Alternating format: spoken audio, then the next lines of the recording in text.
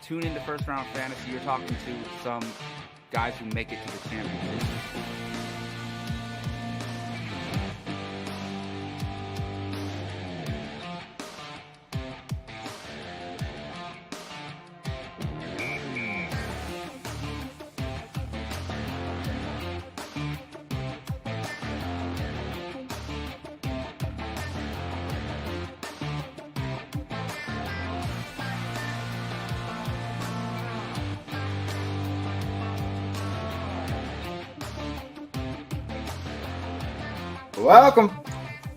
Welcome on into the First Round Fantasy Podcast, your home for second round advice. Dude, I can't get over the intro because it looks so clean until we get to the Jacob stutter.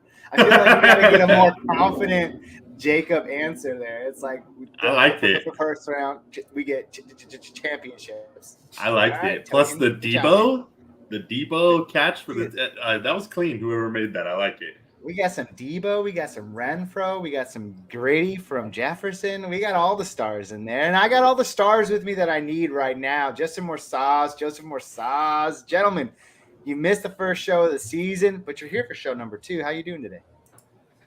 And I've been MIA for like 10 shows, so it's good to be back, guys. It's good to be back. And it's been noticed, all right? It's been well documented that we've needed your presence around here, so we're happy to have you back. Justin, what about you? I'm good, man. I was just telling you all over some text that it already needs to be football season because I can't wait anymore. This is insane. I never have seen an off season like this before in my life. Justin has vowed not to shave until the new season starts, and clearly it's until going, the Kings man. win the chip. That's it. His beard's about to be like to the floor. It's gonna be all dirty. Do skeletons grow beards? Like, yeah, can you still exactly. grow beards with a skeleton? Exactly. Well, it is what it is. Guys, we get it. It's been a long week of fantasy football. Before we get into it, you can find us anywhere on the social media hemisphere, Twitter, Instagram, or Facebook at First Round Fantasy. We're always there, down to have a conversation. Or you can always look down in the comments. Comment down below. There's not a lot of you, so we're bound to answer your questions. That's a good thing, right? With that being said, again, tons of stuff has been going on in the fantasy world.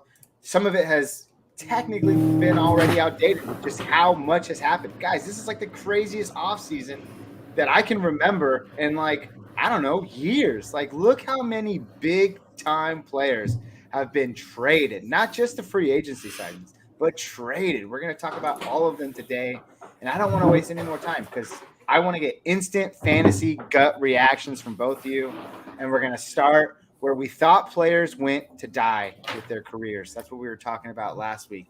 And apparently, now there might be some life, even though there's a shadow over there. It's Cleveland, Ohio, with Deshaun Watson and Amari Cooper. Instant takes, guys. And again, you weren't here last week when we talked about Amari Cooper because we thought unanimously, Gio, Jacob, and I, that it was a poor landing spot for Amari Cooper. Now, he's got Deshaun Watson. The guy hasn't played in a year. He's still one of the top 5 dynasty quarterbacks that we have going right now. So, instantaneously, does this change your? Well, I guess since you weren't here, what was your perspective on Deshaun Watson as he signed with Cleveland, and does it change now that he's with Deshaun Watson? Joe, I'll start with you. I mean, dude, when it first happened, I was like, I guess, right? Amari Cooper kind of just tanked his value. I was thinking him and Baker, I'm not taking a chance on him until maybe the 5th. Instantly Watson goes, right? And now Amari Cooper, to me, is back in the top 10 conversation. And he has to be. I was just talking to some coworkers about this today. It's such a big swift, right? If Deshaun Watson plays and is not suspended this year, I have them, and all three, it was 3 of us talking. All of us had the Browns as the number 1 team in that division. If he doesn't play and he's suspended, we all had him at the bottom. There's not a lot of weapons over there right now. They got the running backs, they got Cooper, they got Njoku. Donovan Peoples-Jones, I think, is their RB2 or wide receiver 2 right now. Cooper is about to see 160 targets this year. He's going to be on pace for 100 receptions. He's going to be hitting 1,200 yards, 12 touchdowns. I mean, dude, you guys forget Cooper was a top wide receiver prospect not that long ago, right? He was in Oakland for a few years. He was in Dallas for a few years. And up until CeeDee Lamb came, he was the man. And even with CeeDee Lamb, he was the man. So, I mean, I'm feeling night and day. I did a 180 from when Deshaun got there on Amari Cooper. And I think that's the term, man, a 180. And you can't doubt the talent. I think what most people just think about, dude, is that he's always injured. So it's like people think he's always injured. Actually, I wish we could get the actual stat out there of like how many games he's actually missed. But I know it's quite a few. Justin, do you sympathize with your brother? Sympathize? I don't know. That's a weird word. Hold on. I want to cut you off right there. The last 3 seasons, Cooper's played 16, 15, 15. Well, then there you go. He doesn't miss games. It's. We have this notion that guys are injured. He's not. Then he's a disappearing act at best, right? Because we've had goose eggs from him before, and I think that's what people are frustrated. I just thought it was because he's injured. I don't have a lot of shares of Amari Cooper. There you go. There's my dumb analysis. Justin, what are you thinking? I'm almost on the opposite spectrum. No one loves Cooper more than me. I've been having him for the past 4 or 5 years, it seems, and I like having him, but I don't understand what's the difference with Deshaun and Dak. I mean, if you can't get it done with Dak, you're not getting it done with Deshaun. And I don't care about those games played because that's not the true story. The dude will start the game and then get bummed out and miss the second half. It's just what he does all the time. So not only is this injury issue it lingers with me, but the dude also has a lot of drops. He's getting a little bit up there. His explosiveness is not there. But the only upside is that I don't think anybody else is taking from him. So that's why I wouldn't shy away from him. I'd still find it as a nice average value pick. I wouldn't let him drop, but I wouldn't reach, if that makes sense. I like looking at fantasy pros just because I feel like they're kind of relevant all year around and they really focus on dynasty. Right now, they have Amari Cooper as the 24th ranked dynasty wide receiver. And I feel like that's kind of where we want to talk, right? Because there's not a lot of people interested that played redraft right now. The only people that are listening out there are people that are into dynasty, right? And the few of you that are out there, dedication, it's props. But 24 is a good spot. And I think Joe made a good point. He's going to get a lot of targets. He's going to feast. There are rumors that Jarvis Landry might actually sign back with Cleveland since the Deshaun Watson signing. But I think that only helps him, right? More weapons, more problems for our defense, and Amari Cooper can feast off of that.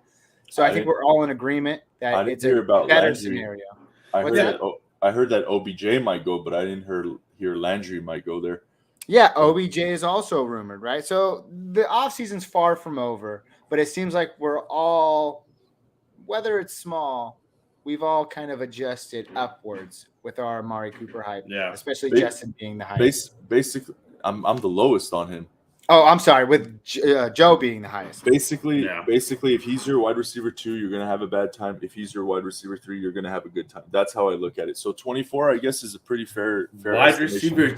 I mean, that's dynasty. So I would say in redraft, if Amari Cooper's your what? I mean, guys, we're talking about a guy that he's been in the league 7 years. He's hit 1,000 yards, almost 1,100 yards every season except 2.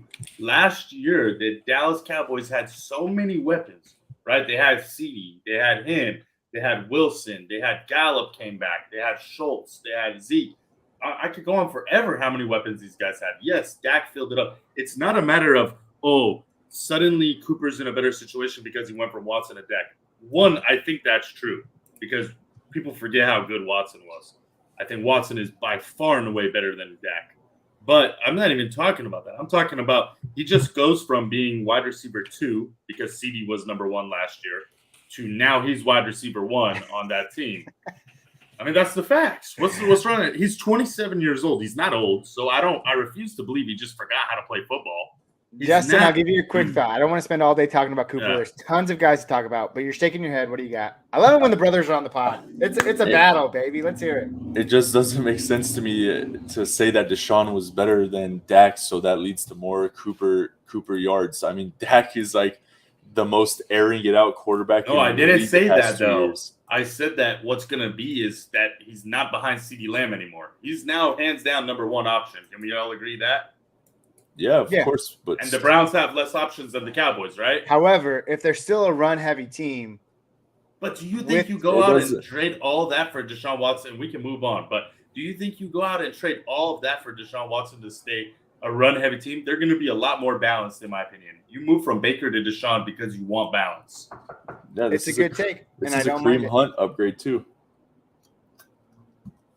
With that being said, Deshaun Watson, number 8 right now in terms of dynasty, as far as the dynasty quarterback. In terms of fantasy purposes, next year, are we looking at a top 5 guy? Gut reaction. Fringe, no, out of the top 5, slightly. It's so hard to say, man, because we don't know if, right? Assuming that he doesn't get suspended, right? Let's say he plays. I want to see what else the Browns do. Today, no. If they bring Landry back, yes. Dude, you're talking about Allen, Mahomes, Murray, Burrow, Herbert, like Dak. Like, this is a lot of good ones. He's there. If I have Watson, I'm not mad at all, basically. Yeah, I mean, I'd say top 8. Is Rodgers gonna stay consistent top 5 because now he doesn't have Devontae, so that may be a guy coming out of the top 5. Wasn't even top 5 last year. I don't know about that, but we'd have to look into that. Fact check that and get back to us later. All right, really quick, Gio in the chat. Amari Cooper or DK Metcalf in redrafts next year? I'm going Amari Cooper still. I don't want Drew Lock throwing the ball to anyone unless they address the quarterback, but so far they haven't. So as the situation stands, Amari Cooper. Yeah, as of now, Cooper, but I wait to see the quarterback. Joe? Yeah, I agree. As of today, I'm going Cooper, but DK is DK, dude. But then there's also a thing where he can just be a safety blanket if they start Drew Lock or something. I don't know. Yeah, I think Lockett is going to hurt more than DK next year. Fair enough. By the way, Justin, I'm going to need you to be permanent timestamp on this, all right? When we transition. So you can just put those timestamps in the chat. All you live viewers out there, you didn't hear that, okay? Anyways, there's only 2 of you. But with that being said, let's move on to, it's the hottest topic in all of football right now, and that's Davante Adams. Should I say the Las Vegas Raider Davante Adams, who there could be a major trade happening in just a few moments, and I want to announce it on air so you guys can hear. But let's talk about fantasy first, because there's a lot to unpack here, right? We got to talk about the Packers side of the ball. We got to talk about the Raiders side of the ball. So let's talk about his new home. Although regression is likely for Davante Adams, is he still that guy that is going to be your first pick? Like, is he the first wide receiver off the board with Tyreek Hill? Those 2 guys have been duking it out for the last 2 or 3 seasons in fantasy. They go late in the first, early in the second. They're the first wide receiver off the board. Do you see that happening next year in redraft leagues? Joe, you're shaking your head? No, I don't have him. I'm honestly wondering if he's top 5 now. And then listen, hold on. It's not even a knock on Derek Carr. Derek Carr I think he's definitely decent listen, he's not Aaron Rodgers, but he can support a top option. The problem is you got Waller. You have Renfro had a breakout season, major breakout. He's not going away. You got Devontae Adams. They still love to feed the ball to Jacobs. I don't know how the new coach is going to be there, but is it McDaniels? Is that the new coach? Yes, sir. So he comes from that Patriots run first football, so we don't know. Listen, all right, just hear me out. Chase or Adams? I'm going Chase. Justin Jefferson. Go ahead. No. I'm listening. You were going to rapid fire. Go ahead. Yeah. Chase, Justin Jefferson, Cup. I don't think there's any debate. I'm taking those 3 over him. Okay, then that leads me to Debo. Debo, I'm taking over him for sure with Trey Lance. And now it's like, okay, I don't know. Davante Adams, there's some other guys in there I really like too. Tyreek Hill is still a factor. I mean, CeeDee Lamb now with Amari Cooper out of the picture. Listen, he's definitely not going to be my number 1 wide receiver. He's probably right around 4 to 7 for me. 4 to 7 is still top 5 fringe, right? Yeah. He finished number 2 last year behind Cooper Kupp. No one's going to beat that. I can agree with what you're saying. Hunter Renfrow finished as a top 10 wide receiver last year. He's not going to repeat that with Davante Adams there as well. But I do think Derek Carr is capable of supporting 2 top 25 receivers. And if that's not a hot take, then what is I think he can support 2 top 20 receivers. In 2 Davante top 20 receivers. and Hunter Renfrow. And a top 3 tight end? And a top – well, see – Waller could have an off year like he did last year and still be top 5. So I don't really look at the tight end situation that way. But when you have a talent like Darren Waller, yeah, I think he could be top 5 easy. So I think he can support all of those guys. Justin, what do you think? I couldn't disagree more. The dude is. I would take him over Jamar Chase. I would debate on Justin Jefferson, and I would take Cup over him. And Hill's all the way down there. Uh, the thing you're missing is that Adams is a PPR beast. The dude goes for long yardage, but the dude is also a dink and dime and breakaway. So I don't think that anyone has a problem here besides actually Hunter Renfro. He's not going to see nearly the target share that he saw last year, even with regression in mind, even lower because Devontae's going to eat it all up. I would have no problem. Carr throws a lot. Josh Jacobs is not a bum, but he's halfway decent, so I'm not worried too much about him ball hogging it all day. The dude is just the best route runner in the league, so I'm still happy to take him top 3 receiver easily. I wouldn't even think twice. I watched his introductory press conference with the Raiders the other day. It was like 30 minutes long. And then like Max Crosby's like extension signing was like 8 minutes long. So it's just kind of funny to see where the time was delegated. But he mentioned something in there. And then obviously it was on Twitter, like all after that. He said something along the lines of, obviously him and Derek Carr go way back. And You're muted, Gabe, your dog. What I was going to say is that he mentioned something along the lines of, I'm a volume receiver. I'm going to get volume, and Derek's going to feed me the ball. I have no doubt about that. So I don't know. Sometimes they're all talk, but when you've led the NFL and wide receiving yards and touchdowns and catches, or at least in the top 3 or 5 over the last, 8 years or so, you're got some credibility to your name. Yeah. What about Derek Carr? Viable in Superflex leagues. Is he a top 12 quarterback that you can deploy in redrafts? Let's see. Off the top of my head, we got Justin Jefferson, Joe Burrow, Stafford. Wait. Justin Jefferson. Oh, I'm sorry. You know what I'm trying to say, though. Joe Burrow, Justin Herbert, Matthew Stafford, Deshaun Watson, Russell Wilson. I think name some of the big ones. Aaron Rodgers, Tom Brady. There's 7 right there. Is he a top 12 guy? And I know I'm forgetting like Lamar Jackson. I'm forgetting. I think Derek Carr is going to be that guy that homers draft, and then by game 3 or 4, everyone's going to want to pick up because their dude probably bunked out a little bit. Injuries happen. Like Kirk Cousins. No one really wanted to draft Kirk Cousins, but he was very good throughout the whole year, and I don't see why Derek Carr can't do similar things. What's funny is he finished 13 on the year. Right. So like the case for that is strong because he did it last year without Devontae. He could do it better with him, But what you just said is exactly the opposite. The homers drafted him last year, right?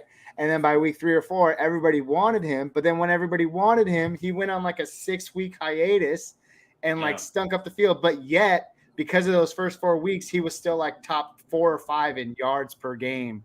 Didn't they also lose really Waller during the early part of the season? Yeah, they missed Waller not through the early part, but like in the middle of the season. Yeah, so I think with everyone healthy, this has the chance to have a lot of fantasy assets there. Like we just talked about 5 guys, and I think that's sometimes hard to do on particular teams.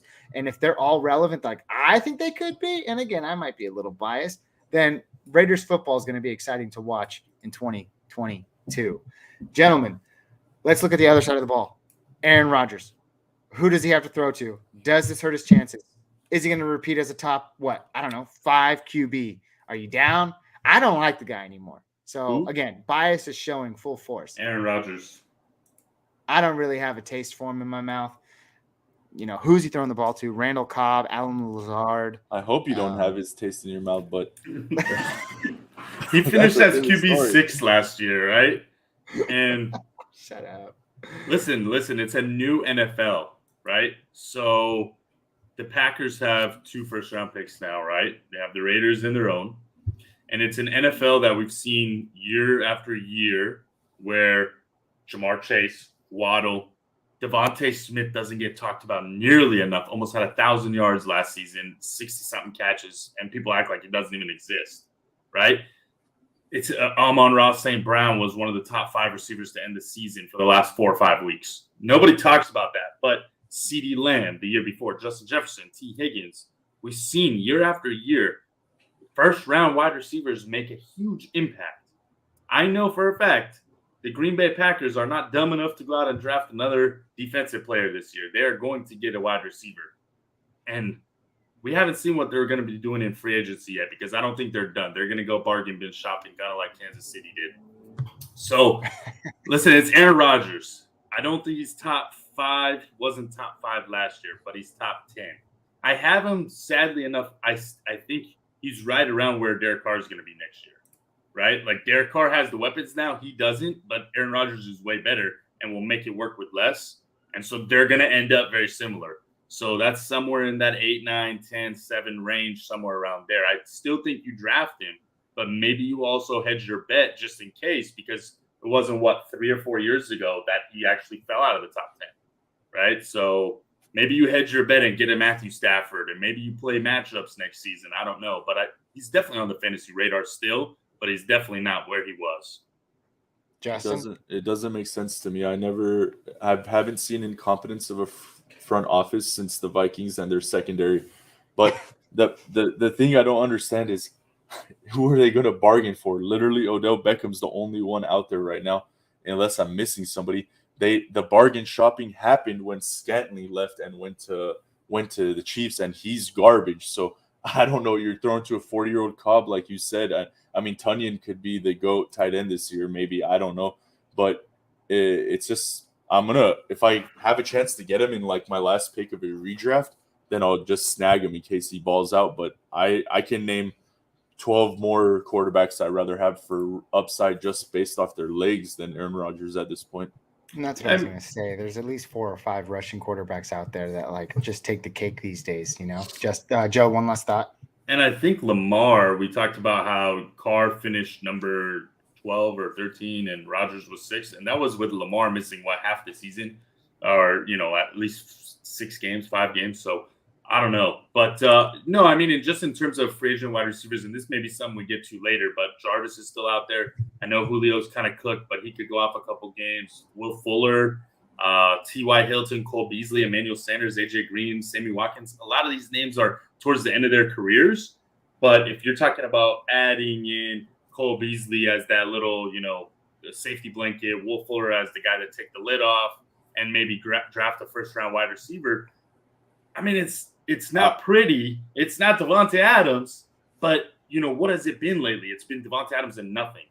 So maybe having 3 or 4 guys for him that can actually play is going to be better than just Devontae Adams by himself. I was going to say if they can get Julio Jones, I think I would love that a lot just for potential and fingers crossed it works out. But if they also add Landry, then I'll have a lot of respect for him as a fantasy quarterback. But right now there's no hate on him, just no weapons. Yeah. Similar to what Joe said, we'll throw a comment up there. Gio, Adam will benefit from defenses having to account for Waller and Renfro plus the Carr connection, where in Green Bay he was the only threat in the passing game. So Joseph and Gio are seeing eye to eye. Thanks, Gio. We appreciate that. Aaron says Rodgers or Brady next year. I'm guessing in terms for fantasy. I like Brady, man. No question. No question. You're still taking the GOAT, dude. They added pieces. Like, it's insane that they got Russell Gage. Well, he's not a worthy mention. We could talk to him if we have time, but that's a guy that could blow up next year, especially if Godwin misses the start of the season. So something to think about. Let's move on. Tennessee, not too flashy. We don't have to spend too much time on it. Robert Woods traded to the Titans, coming off that ACL tear. He's going to be ready to go at the start of the season, it looks like. Is he a wide receiver 2 or 3 for fantasy? That's all I got. I'm not drafting him as my wide receiver 2, but I'll take him as my 3. But you can expect to. It's a very weird situation because he's coming off an injury. But similar to what we thought Julio Jones can do, I think Robert Woods will do it better next to A.J. Brown. So I wouldn't have a problem taking him. So a wide receiver 2? In my gut, he's finishing out of the top 20. But if you have him as a flex, I like it. So wide receiver 3 at the end of the day. Let's just assume most leagues are 12-team leagues, right? So top 24 would be wide receiver 2. Fringe, but outside wide receiver 3. Fair enough, Joe. This is the most underrated. This was the best and most underrated splash of this offseason so far for me. To get this man for a 6th round pick, I was so mad when I saw it. I said, man, I know the Niners have no money, but we could cut Jimmy and bring in Robert Woods and maybe it's somebody else. I love this guy. I mean, it wasn't, a year ago that him and Cooper Kupp were going back and forth for who was better, right? And then all of a sudden, Kupp has this monster season. But Robert Woods is a guy he almost is like a Debo, right? They handed off to him. He had 200 yards on the ground not last year, but the year before. A couple rushing touchdowns. They do little wheel routes, little wide receiver screens. I couldn't love this more for that guy next to AJ Brown. He's gonna be who we wanted Julio to be last year, right? A little jack of all trades over there. I understand what you're saying. Yeah. So and he's younger than Julio too, coming off the ACL tear too. Dude, I wouldn't be surprised if he was a wide receiver too. I mean, I'm certainly not going to draft him as such, but I don't think you have to because I don't think that the hype on him is going to be that real. So I think he's the kind of guy that you may even draft as a wide receiver 4, but then he ends up with, I don't want to say league winner, but I'm going to say being the kind of guy that you can just throw in your flex every week. Fair enough. A couple of questions. Woods, Justin, or Amon-Ra St. Brown next year, redraft? That's hard to say because they. I just know Amon-Ra St. Brown is your guy, man. He's your guy. No, I was thinking similar. What's funny is if you said Fantasy Pros, so they have Amon as 26 and Woods at 41, which seems very, very far off. Honestly, I would take Amon just because I expect him to be the one over there. But if they ended up similar, I wouldn't be surprised. Fair enough. Joe, what about? I'll give you a different one. If you want to answer that one, you can. Woods or Christian Kirk? I'm going to take Woods over Christian Kirk. I'm going to take Amon-Ra St. Brown over Woods, but that's more to do with Amon than anything, right? And side note for you guys, I was reading an article that was talking about how Debo's changed the wide receiver landscape, and they said everybody's looking for their Debo. And they compared Amon-Ra St. Brown to Debo in the way that he plays football. I just thought that was interesting, right? Because he may be that next guy, right? They have similar. I feel like Amon-Ra St. Brown's skinny. Debo is just a beastly dude. He's like thick as heck. Yeah, but it's more like Swiss Army knife in the playbook schemes. But yeah, he's not as big boy as Debo. Yeah, fair enough. I think it was maybe that he plays physical, right? It may not be that he's trucking dudes, but he's not afraid to. Last one, Robert Woods or the only running back / wide receiver player we have right now, Cordell Patterson. Who do you guys got? Listen, I think here I take Cordell P. They put him on bed rest last year to end the season. He just signed a 2-year up contract. That team is in full tank mode. They got to put on a show somehow. They're going to use this guy, whatever he has left. And if he gives you like 5 good games at the start of the season, that might be enough to carry him into like a top 30 finish. Whereas, like you said, Woods is going to be outside the top 24, possibly wide receiver 3. I like Cordell Patterson, man. I'm taking him. Well, Mariota has no options, right? It's Cordero and Pitts. So Cordero and Pitts. I know. Gage went. We'll have to talk about that too. All right. Good stuff there.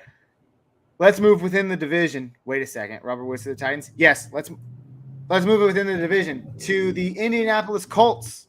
Matt Ryan. Dude, all those years in ATL, they booted him. Full rebuild going on over there. But the Colts have the pieces in place to contend for a title. I don't necessarily think Matt Ryan does that for them, but he certainly makes them relevant nonetheless, especially if he can revitalize himself. Given his performance last year, it was not so, spectacular. But let's talk about it. We were all kind of took a big gasp when, Indy was in search of their next quarterback. What happens to Michael Pittman? There were some people out there, including myself, dude, because I love Jonathan Taylor. He's the number 1 overall pick next year. I think it's safe to say.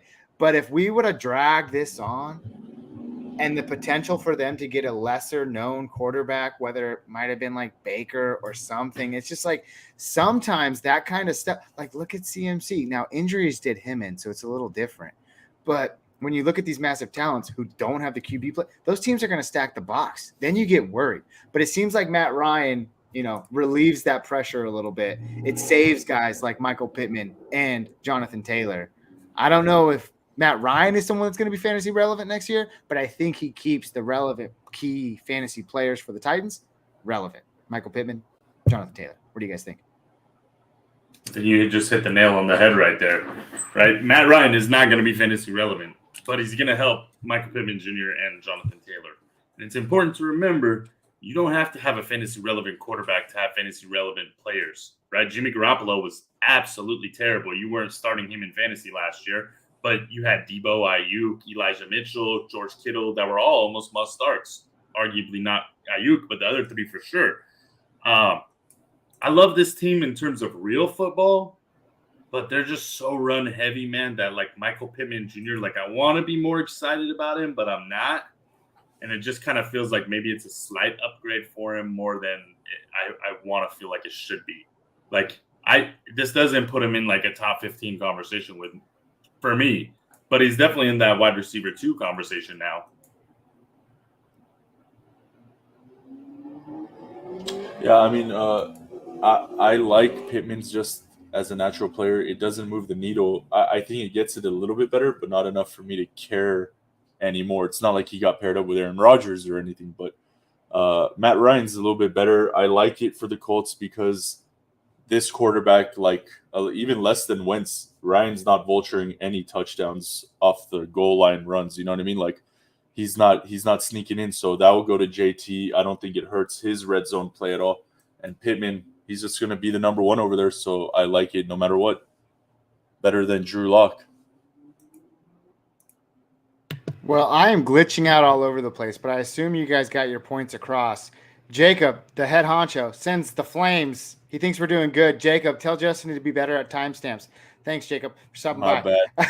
I'm not good at it. It's not my job. I suck at it.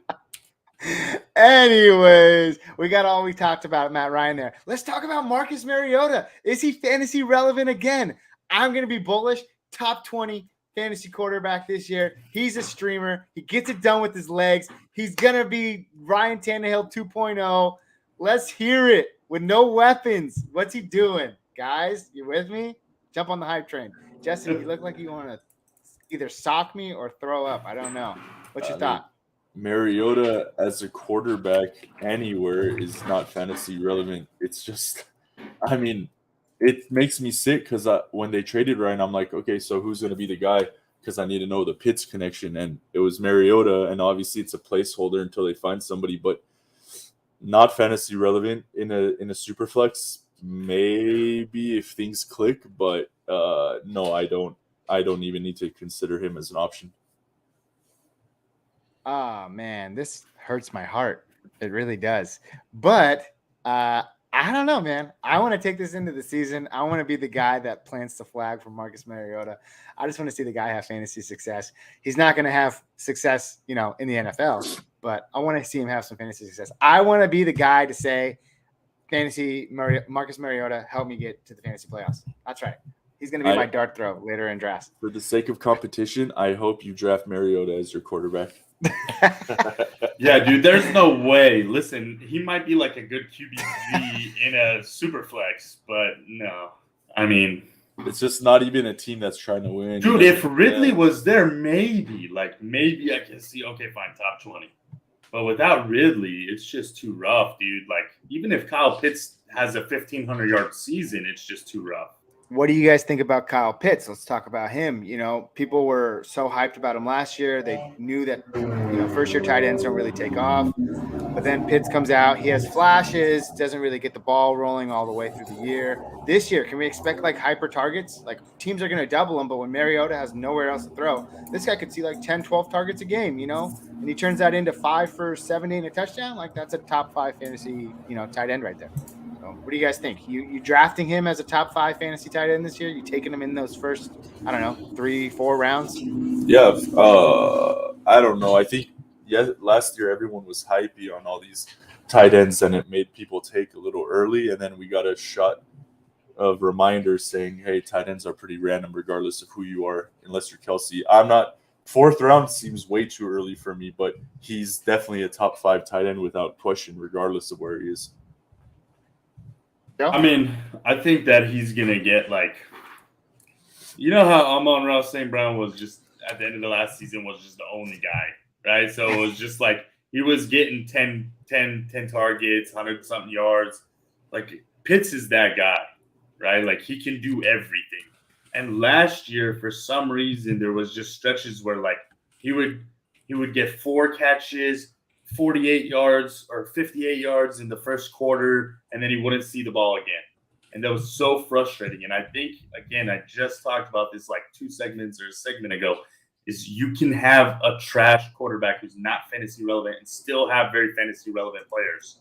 And I think Kyle Pitts is going to be that guy because he's just going to see an immense amount of targets and yards. And he's good enough to make something happen out of that.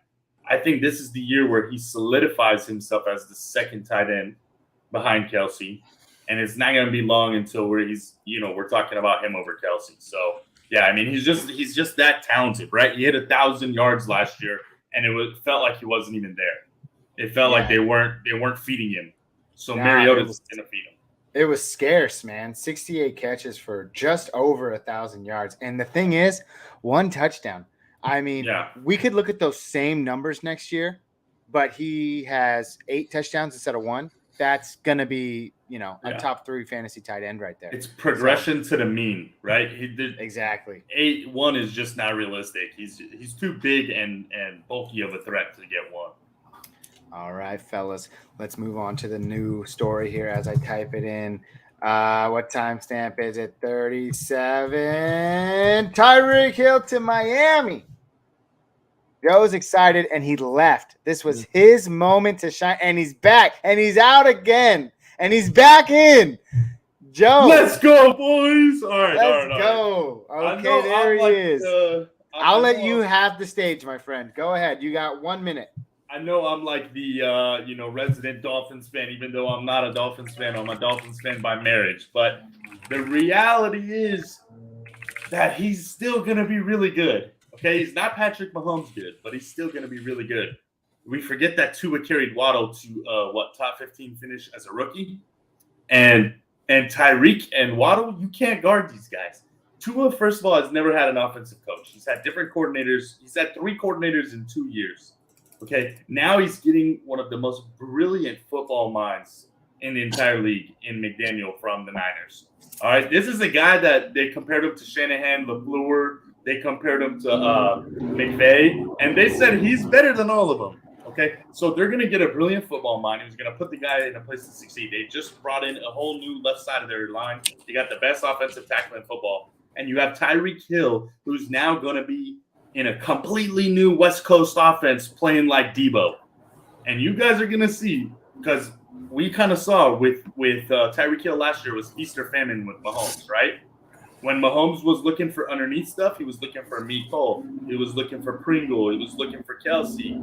And now, and that's what it was. You used to say it last year too. You're shaking your head no. You used to say Tyreek goes for 51 game and then 8 the next. And that has nothing to do with him going underneath or anything. That has to do with Kelsey is a beast, and that's who Tyreek Hill is. Tyreek Hill is the guy that catches a 20-yarder, and gets a 70-yarder. That's what Tyreek does. Yeah. What do you mean, Jalen? Remember in the Super Bowl or the AFC Championship? You guys remember that? Remember that? And that was off of 7-yard screen pass or whatever it was, or 7-yard. But that doesn't make sense because that's Waddle's area now. Okay, well, you can have 2 guys that do that. That's what we're learning. What I'm saying is Tyreek's not an over-the-top type of guy. He's a slasher off of a quick catch. So. No, he does both. He gets loose 50 yards down the field. He does. He's elite. That's why he does both, but he's more of an underneath and just takes off. Listen, me and Gio, we're Tua believers, guys. All right? Yeah, both odd biasms that you should leave out. No, listen, we're Tua fanboys. He finally has a coach. He finally has weapons. He finally has offensive line. I'm just gonna say this right now: Tyreek is still in the top 10. Tua is now in the top 15 of fantasy finishes. He is a very good QB2 in Dynasty.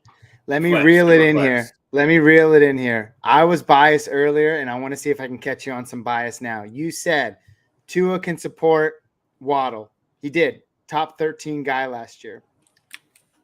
We talked about Derek Carr, Devontae Adams, and Hunter Renfrow. Renfrow finished top 10 last year. Would you say, are you taking Tyreek Hill over Devontae Adams? Those were the 2 guys we were talking about earlier.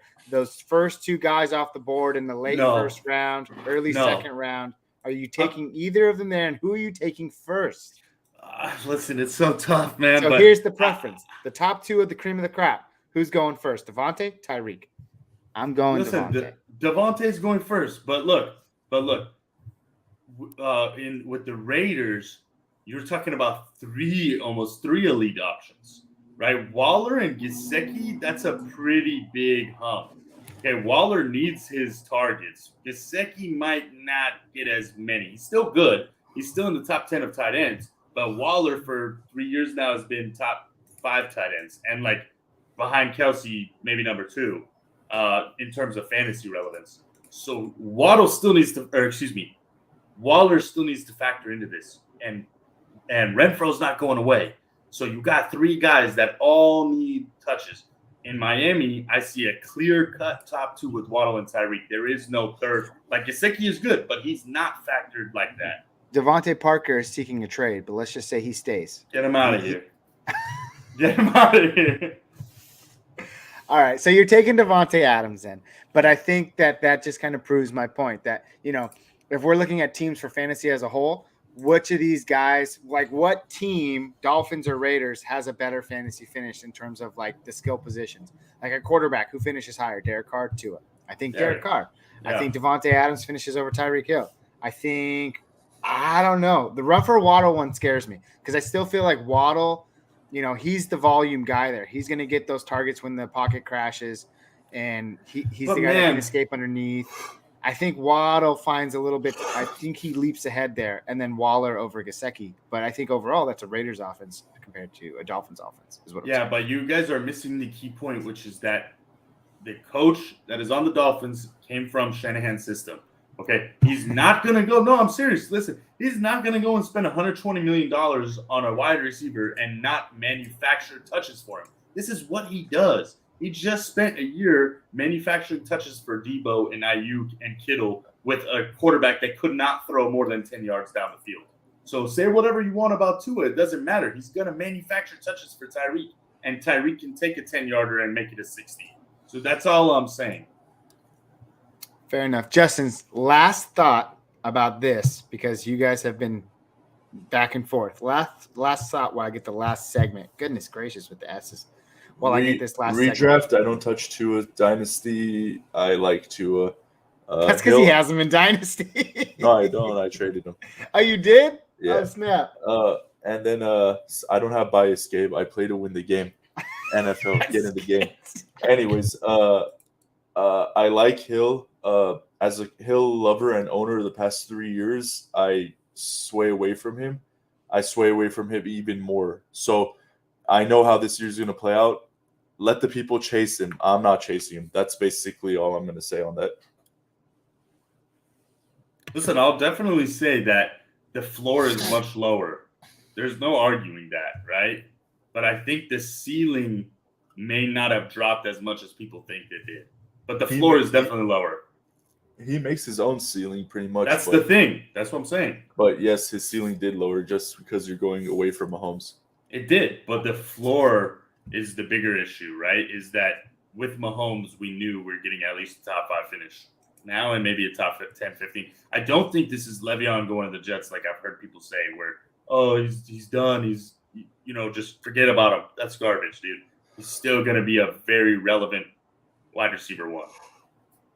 Yeah. It's healthy conversation. It's conversation that needs to be had. And it gave me enough filler to get ready for this last segment.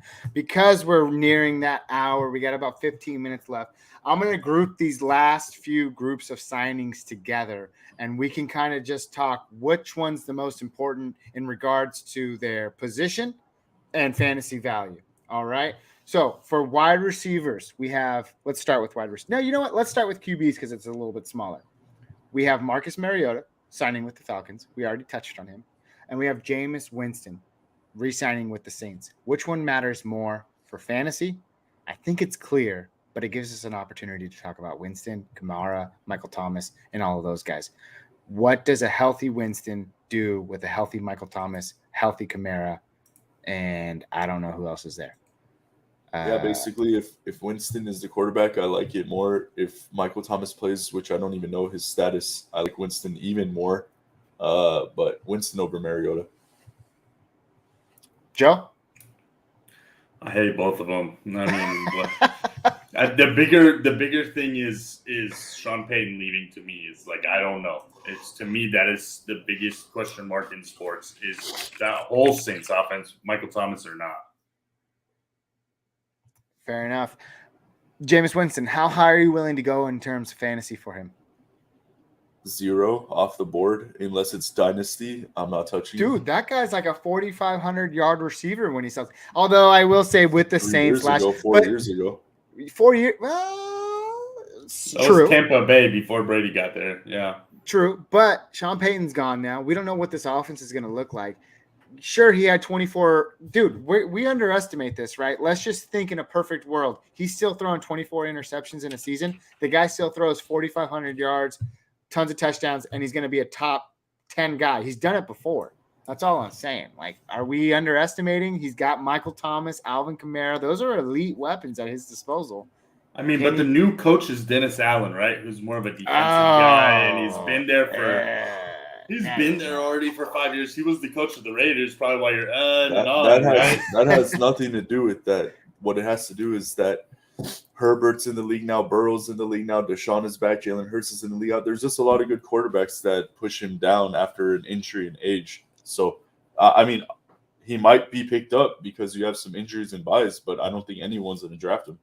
No.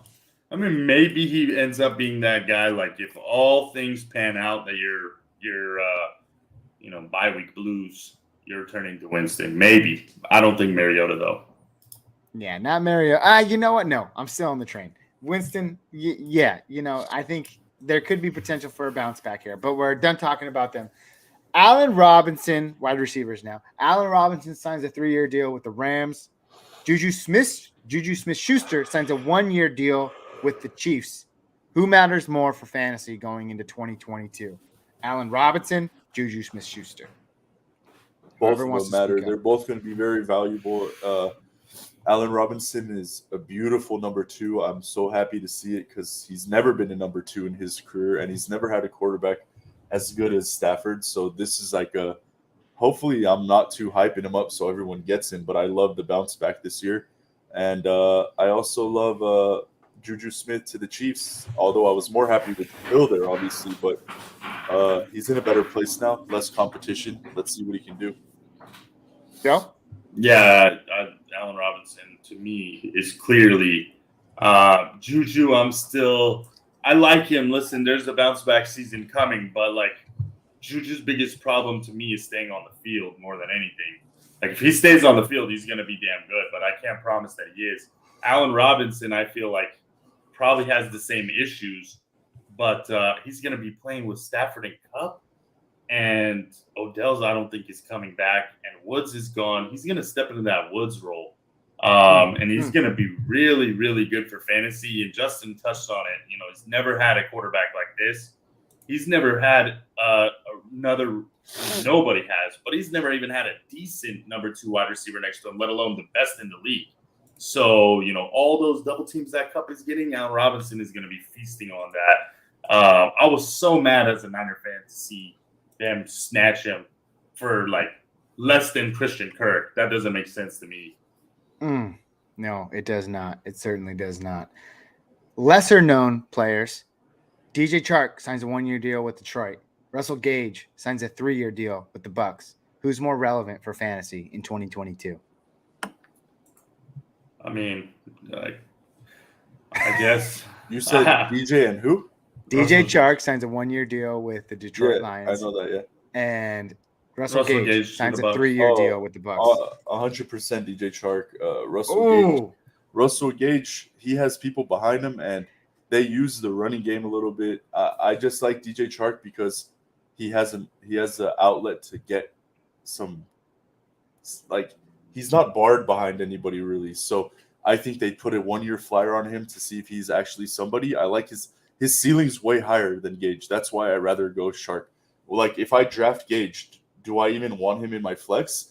I'd be debating. But with Chark, I do think I want him in my flex, if that makes sense. Nah, I couldn't. I disagree. I was leaning Gage, but I just convinced myself even more when Justin said Chark's ceiling is way higher. I think it's the opposite. I think Chark and Gage don't have, like, their ceilings as is are not great. But what makes a ceiling, right, is let's say that Godwin gets hurt or re-injures himself, unfortunately, but let's say it happens. Like Russell Gage has potential to be a top 20 guy, as the number 2 wide receiver there. Whereas I think the Lions are probably going to draft a wide receiver. They have Amon-Ra St. Brown. They have Hawkinson. They have Swift. Like, I'm so done with DJ Shark. I just don't even want to consider that. Like, I'm not drafting him no matter what. So that's me personally. I don't want to. I can't say injuries play a part in someone's ceiling in fantasy because you just can never see that. I mean, it doesn't, but I'm just saying in terms of like best case scenario for both players. Let's say Amon-Ra St. Brown gets hurt tomorrow and Godwin gets hurt. Like, it's not close. Well, you're taking Tom Brady's number 2 wide receiver. I'm kind of glad you said that because the reason why I would go Russell Gage is because it doesn't look like Godwin's even going to start the season. His injury happened so late. He's probably going to miss 2 or 3 games at the least to start the season. So that means Russell Gage is at number 2. And number 2 for Brady's, have fantasy success. So, well, don't forget number 3 for Brady had fantasy success last year, right? There was weeks that he was carrying Evans. Tyler Johnson? Who was it? I don't know. Gronk? Antonio Brown. Oh my God! That's different. This is not the same. Antonio Brown's different. I'm not saying it's the same. I'm just saying we have evidence that he can support 3. I don't know that Goff can support more than 1. All right, here's where I'll stand. Barring injuries, I'll take DJ Shark, but overall, I don't want to touch any of them because I think I can draft better than them, if that makes sense. Yeah, probably. I'm saying Russell Gage is the kind of guy you get towards the end of the draft. Maybe you have Godwin and you plug him in for a few weeks while Godwin's out, right? That's what I'm looking at. But don't forget, Shark, I don't see any chance that I'm taking him. Don't forget that DJ Shark was 1,000-year, had 1,000-year 3 years ago, but then he got injured last year. It's hard to say. But 1 year, he's never done it. He plays for the Jags. He plays for the Jags. It's hard. Even the Lions are better than them, I'd say. I don't disagree, but like once you lose my faith in fantasy football, you got to earn it back. I'm not just willing to I'm not drafting any of them. I'm just answering Let's talk about some guys who want to earn the respect back. Let's move over to the running backs really quick before we jump out of here. Just a couple of noticeable signings. J.D. McKissic, does the 180, dude. Goes with the Bills, turns back around, coming back to Washington on a 1-year deal. James White back with the Pats, and Raheem Mostert.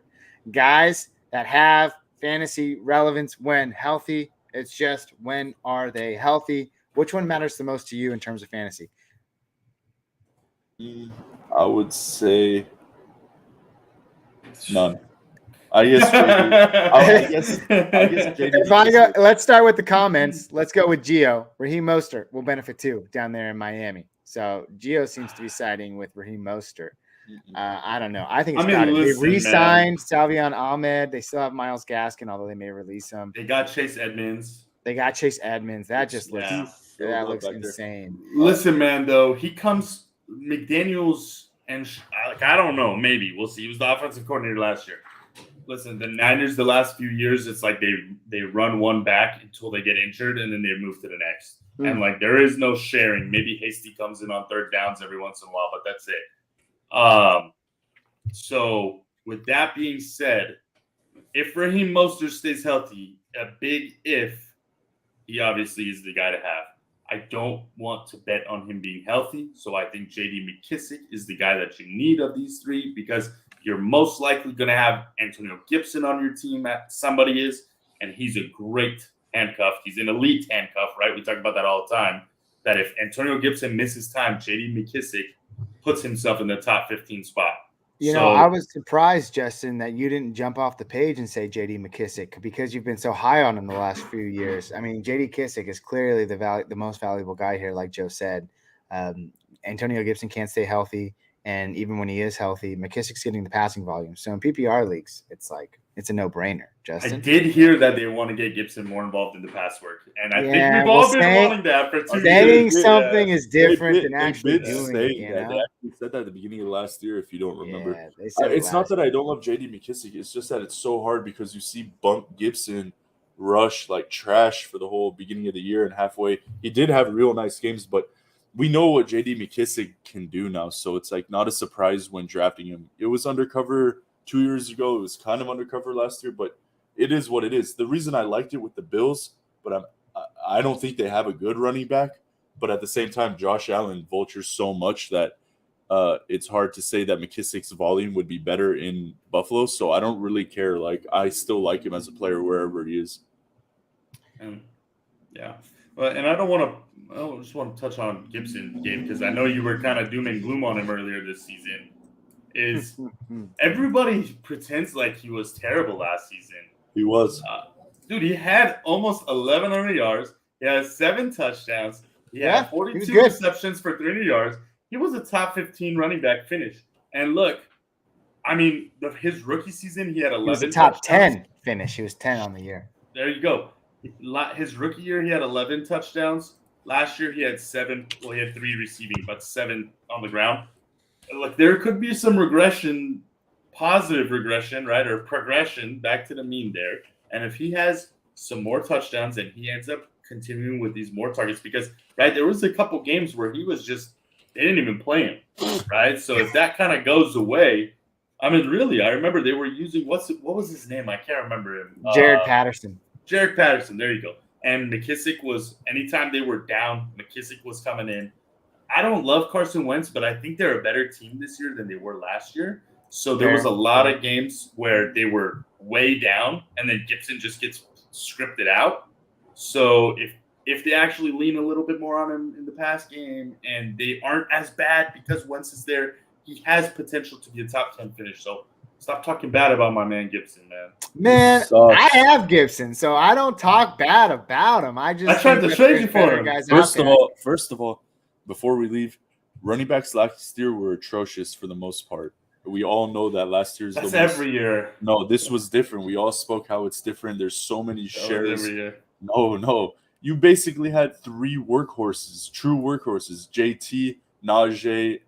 I mean, you had Derrick Henry when he was healthy for 9 games. Dude, it's over that. So you can't look at it like that. The difference of top 10 finish from 3 years ago to last year is a huge difference. It doesn't make any sense to me. The dude will finish with sub 10 points just as much as he finishes with over 20. I don't want that variability. He's not a good runner. He needs touchdowns mainly, but if he can get 20-plus carries a game consistently, then you have to take him. But don't act like he's amazing. He's not. I will say, I think you have a revisionist theory in the sense that Jonathan Taylor this last year was better than Kamara the year before. The stats are there. Eckler was number 2 this last year. Henry was the year before. They finished within 20 points.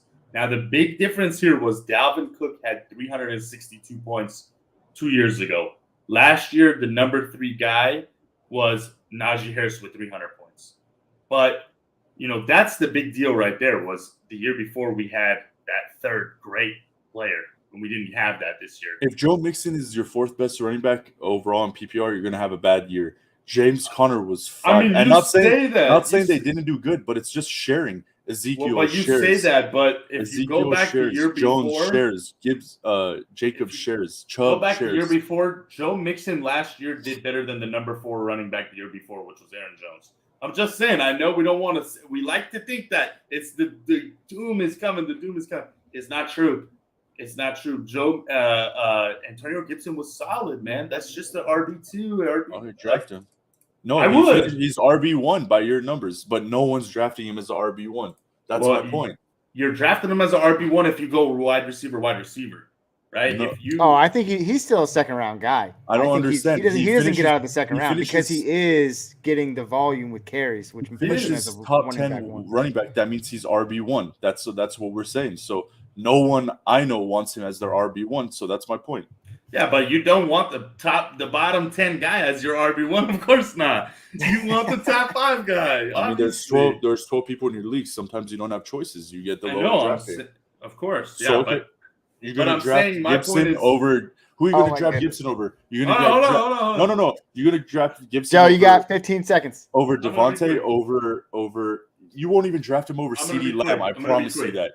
If you have Chubb and Gibson, who finished 1 point apart last year, and you have a top wide receiver like a Justin Jefferson. So if I come out of the draft and my picks are Justin Jefferson, Chubb, and Gibson, I'm happy. I'm not happy, straight up. Then you're not drafting him as a wide receiver. I mean, a running back 1. That's my point. How do you know? Okay, fine. Let's pick the one guy below him. My bad. Gabe, my bad. Aaron Jones, finish right below him. If I take Aaron Jones and Antonio Gibson, I'm still feeling great. I'm still Okay. feeling right. Listen, All I'm saying is you're counting him as a RB2 who finished as the 10th best running back. He's bad. He's not good. That's my point.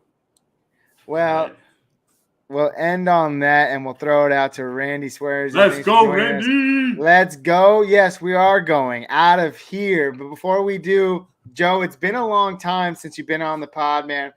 I don't like to just end it anymore. I like to end it hot and spicy. Give me something that I can send the crowd out on. Something hot, something that's a big bang, something that you're just going to, every viewer who sees this, is just going to be like, what? And then, boom, we cut to black. You ready? I got you. DeAndre Swift from the Detroit Lions is going to stay healthy this season, and he is going to be the RB number 1 on the season over Jonathan Taylor, over Eckler, over Najee Harris. He is going to be your RB number 1. Snatch him up early, snatch him up hot. I'm getting him in every league that I can. And it's spicy. Say something else, Justin. You know how it goes. Justin knows it better. Get a take from Justin. Go, Justin. Something quick. Debo wide receiver 2. Okay, bye. What? All right, peace. You didn't tell me.